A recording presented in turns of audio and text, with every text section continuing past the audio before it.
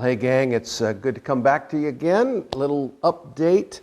I came to the office this morning, and waiting for me was this wonderful book, new book by Steve Mills on, it's called To the Next Village, 21st Century Church Planting Missions. And really the focus is of the book, and focus of much of Steve's and Kathy's life, has been going into remote areas and planting churches.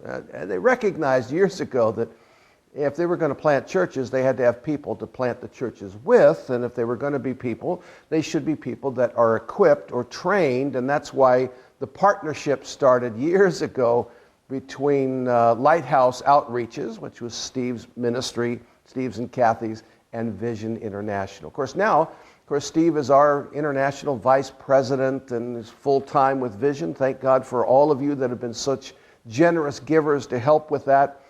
And he's also working with Surge, which is a church planting movement. And so we're hoping that this book will be used by students, and it definitely will be used by students all over the world to give them a theological understanding along with the practical aspects of church planting.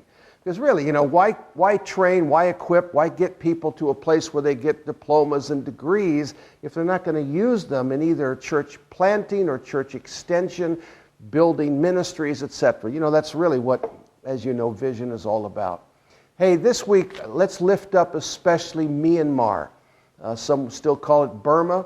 In Myanmar, they've got a military coup going on. I just heard back from Paul I. He said that our major leader there, Brother Timothy, is doing well. The churches are still being planted, and they're still doing training programs. It's kind of like, the governments come, governments go, and they just keep going. But it is very tense and difficult, and so let's just keep praying for, especially lift up Myanmar. Hey, I appreciate all of you folks. God is good. We're continuing to move forward. Let's just believe God for, again, the end of this pandemic, and that we can just continue to get back to what God's called us to do in greater measure. So blessings to you. Until next time.